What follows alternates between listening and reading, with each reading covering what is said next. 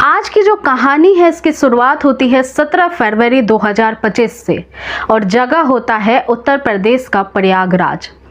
17 फरवरी को महाकुंभ मेला लगा था और इस महाकुंभ मेले में न जाने कहां से सैकड़ों की तादाद में लोग अपने पाप को धोने के लिए आ रहे थे।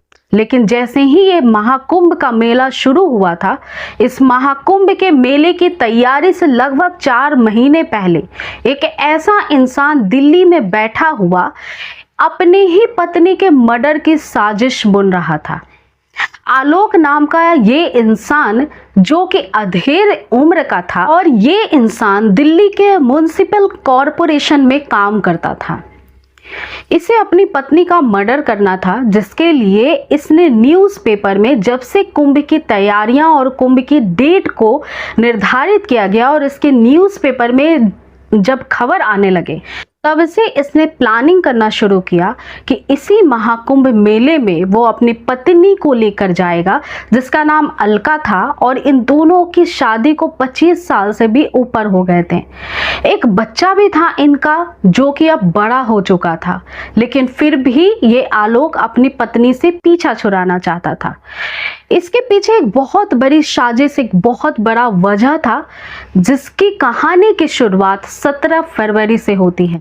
17 फरवरी का दिन उसने चुना था अपनी बीवी की हत्या करने के लिए, इसलिए वो अपनी बीवी को बहला फुसला कर जैसे ही उसे बताता है कि वो महाकुंभ उसे लेकर के जा रहा है, पत्नी अलका बहुत ही भोली भाली थी, तैयार हो जाती है कि वो महाकुंभ मेले में जाएगी, स्नान करेगी जैसे करोड़ों लोग वहां पे जा रहे हैं और वो इस महाकुंभ का मेले का हिस्सा बनेगी।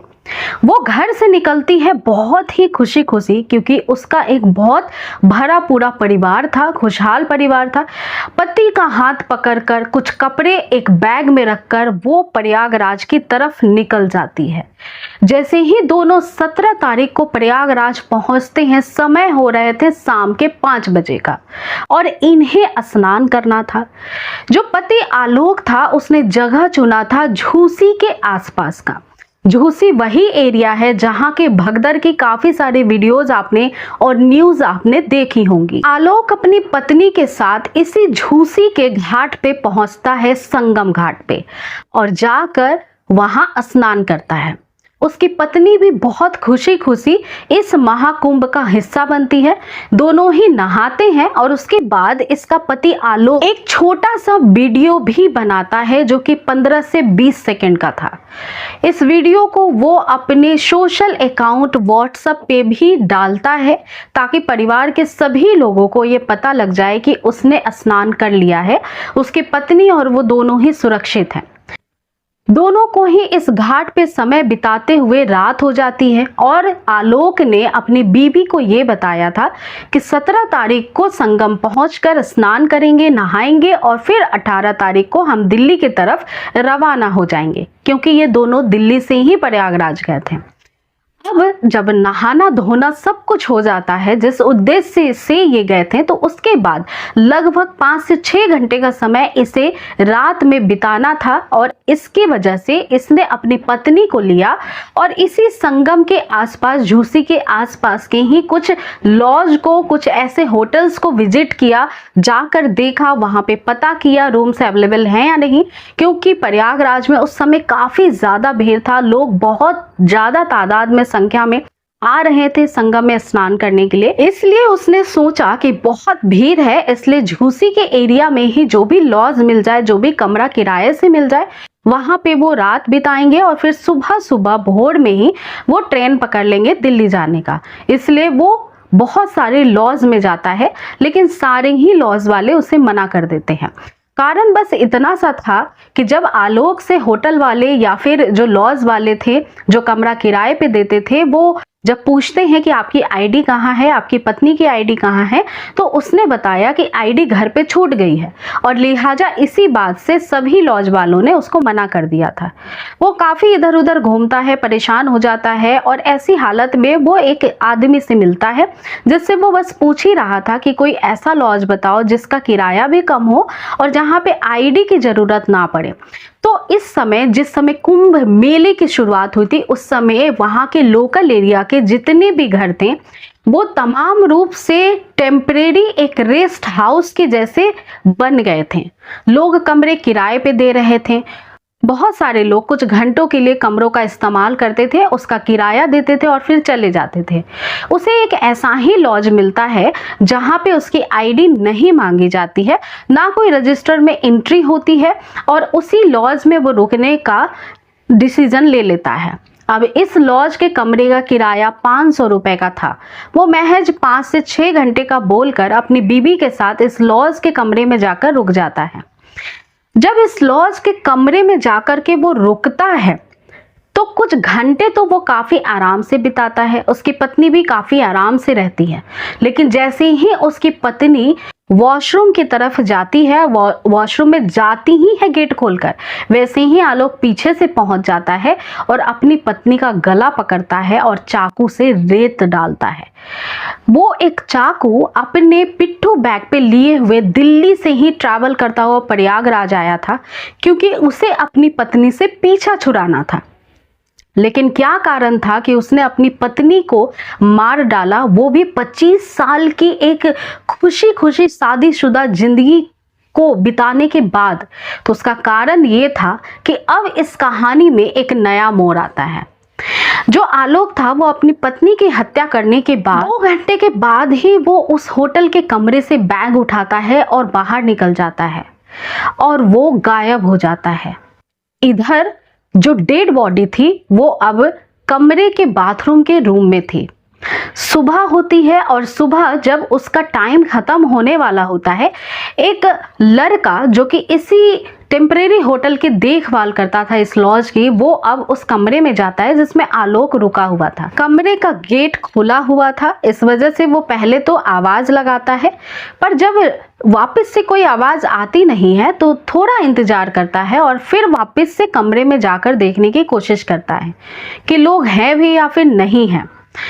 इस मनसे से वो जैसे ही कमरा खोलता है, कमरे के अंदर दाखिल होता है, फिर वो वॉशरूम जाता है और वॉशरूम का गेट खोलने के बाद उसके पैरों से जमीन खिसक जाती है, क्योंकि वॉशरूम का यानी बाथरूम का कुछ नज़ारा ही ऐसा था। हर जगह फर्श पे खून खून बिखरी हुई थी। एक महिला वहां पे मरी हुई हालत में पड़ी थी।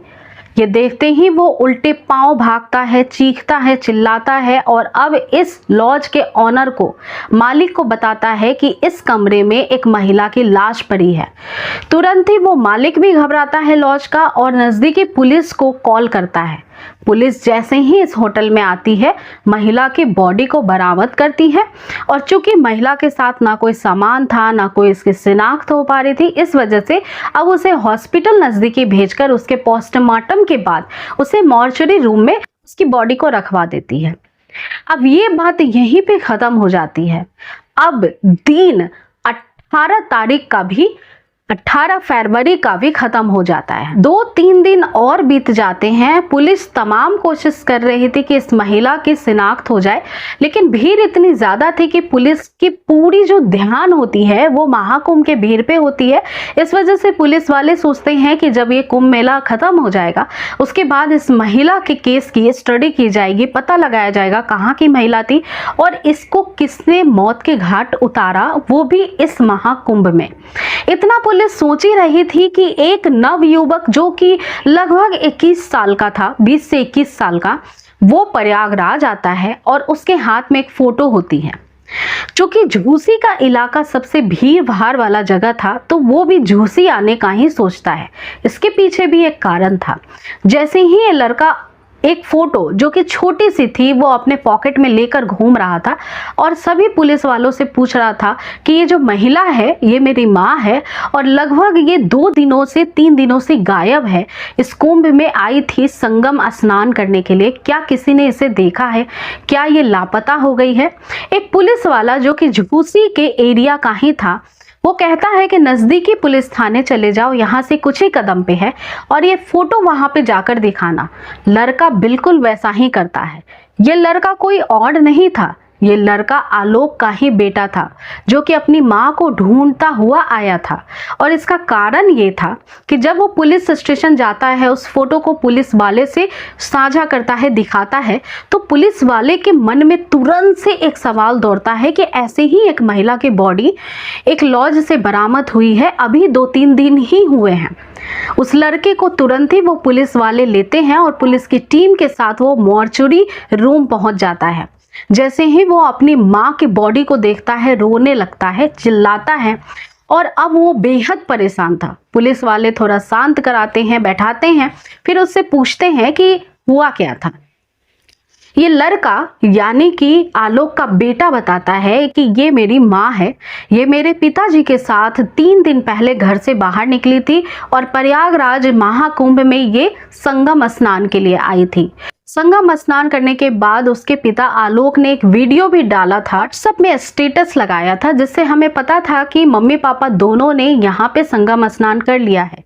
लेकिन उसके बाद ही पापा का कॉल आता है और कॉल लगभग 19 तारीख को शाम में आता है, क्योंकि वो दोनों ही घर नहीं पहुंचे थे तो बच्चे चिंता कर ही रहे थे। 19 तारीख को देर रात आलोक अपने बेटे को कॉल लगाकर कहता है कि तुम्हारी माँ यहाँ पे खो गई है और जब तक वो नहीं मिलती है मैं घर नहीं आऊंगा, उसे साथ लेकर के आऊंगा। बात को सुनते ही आलोक का बेटा परेशान हो जाता है और वो भी फैसला लेता है कि मैं भी प्रयागराज जाऊंगा और अपने पापा के साथ अपने माँ को ढूंढने की कोशिश करूंगा। क्योंकि आलोक से भी उसकी बहुत देर तक बात हो नहीं पा रही थी, नंबर भी नहीं लग पा रहा था, इसलिए वो परेशान होता है, प्रयागराज आता है और अपनी माँ को ढूंढता ढूंढता इस झूसी के थाने में और फिर मॉर्चरी रूम में अपने माँ के पास पहुंच जाता है। जब ये पूरी कहानी पुलिस वाले सुनते हैं तब वो पूछते हैं कि क्या तुम्हारे पापा से तुम्हारी बातचीत हुई है, क्या वो तुमसे मिले हैं? तब वो बताता है कि अभी तक मेरे पापा से बहुत ज़्यादा बात नहीं हुई है, ना ही उनसे मैं मिला हूँ। इसके बाद पुलिस वाले के मन में शक की सुई जो होती है वो थोड़ी गहराती है। अब पुलिस वाले इस लड़के के साथ जहाँ पे झूसी का एरिया वो लड़का बता रहा था, जिस होटल की या फिर जिस लोकेशन की वो बात कर रहा था, कुछ वीडियो भी वो दिखाता है पुलिस वाले को। इस बिहाफ पे पुलिस वाले अब झूसी के आसपास जितने भी लॉज थे उन सभी के पास जाकर उन सभी लॉज वालों को ये फोटो दिखाकर पूछताछ करना शुरू करते हैं। बेसिकली उन लॉज में जहाँ पे सीसीटीवी कैमरा लगा हुआ था, इनमें से एक लॉज जो होता है उसका एक कर्मचारी बताता है कि ये महिला इस लॉज में आई थी रूम के लिए और इसके साथ एक आदमी भी था, लेकिन ना तो उनके पास आईडी था और ना ही कोई ऐसा पता था जिसके बिहाफ पे हम उसकी आइडेंटिटी प्रूफ लेकर के उन्हें कमरा दे दे, तो इसलिए हमने उन्हें कमरा नहीं दिया था। लिहाजा अब सीसीटीवी फुटेज भी निकाले जाते हैं। कुछ सीसीटीवी फुटेज में अब वो महिला और उसका पति आलोक दिखाई दे रहा था। इस सीसीटीवी फुटेज में दिख रहा था कि वो महिला इस लॉज में अपने पति के साथ आई थी। लिहाजा थोड़ी और छानबीन की जाती है और फिर उसी लॉज में पुलिस की एक टीम जाती है जहां पे उस महिला की बॉडी मिली थी। यहाँ पे जाने के बाद जब पुलिस स्टाफ को, इस लॉज के या फिर मालिक को तमाम चीज़ें बताती है और फोटो दिखाती है आलोक का, तब तुरंत ही इस लॉज के मालिक ने बता दिया कि ये महिला जो है ये इसी आदमी के साथ आई थी और ये आदमी जो है इसके पास ना तो आईडी थी, ना हमारे यहाँ पे कोई रजिस्टर्ड जो है वो मेंटेन किया जाता है, क्योंकि टेम्परेरी लॉज हमने स्टार्ट किया हुआ है कुंभ मेले के लिए, ना ही कोई कैमरे ही लगे थे उस लॉज में। इसके बाद पुलिस अब आलोक के बेटे को कहती है कि तुम्हारे पिता से लगातार कांटेक्ट करते रहो, उन्हें मैसेज भेजो और हम जो भी लाइन तुम्हें बताते हैं केवल वही लाइन तुम्हारे पिता को कहनी है फ़ोन पे, और जैसे ही कांटेक्ट हो जाए उन्हें मिलने के लिए तुमसे बुलाना है। उन्हें ये नहीं बताना है कि तुम पुलिस से मिल चुके हो और इतनी सारी बातें हो चुकी हैं। पुलिस वाले कहते हैं जैसे ही तुम्हारे पिता आलोक फ़ोन उठाते हैं उन्हें कहना कि माँ मिल चुकी है और वो तुमसे मिलने आए। उसके बाद जो पुलिस एक तरह से जाल बुन रही थी आलोक को फंसाने की, वो बिल्कुल सटीक लगती है। अब आलोक का बेटा लगातार मैसेज करना शुरू करता है, कॉल करना शुरू करता है और एक बार ऐसा भी आता है कि आलोक कॉल उठा लेता है। इधर से आलोक की बेटे की आवाज सुनकर वो चौंक जाता है, क्योंकि बेटे की लाइन थी कि माँ मिल चुकी है और आप कहाँ हैं ये बताएं, या फिर आप मुझसे मिलने चले आए, मैं फलाना फलाना जगह पे खड़ा हूँ। बस अब पुलिस की टीम वहां पे छिपकर वेट करने लगती है और उसके बाद जैसे ही आलोक आता है पुलिस की टीम उसे पकड़ लेती है, थाने लाया जाता है और उससे पूछताछ किया जाता है। पुलिस के रवैये को देखते हुए, सख्त रवैया जैसे ही पुलिस अपनाती है, वो तुरंत तोते के जैसा बोलना शुरू कर देता है। वो बताता है कि लगभग 25 साल मेरी शादी को हो चुके हैं और शादी के कुछ ही वक्त बाद मेरी मुलाकात एक महिला से हुई थी जिससे वो प्रेम प्रसंग में था और ये बात अलका को पता चल गई थी। अलका इस बात से बराबर लड़ाई करती थी, बराबर वो परेशान रहती थी और इस वजह से घर का माहौल कुछ अच्छा नहीं था।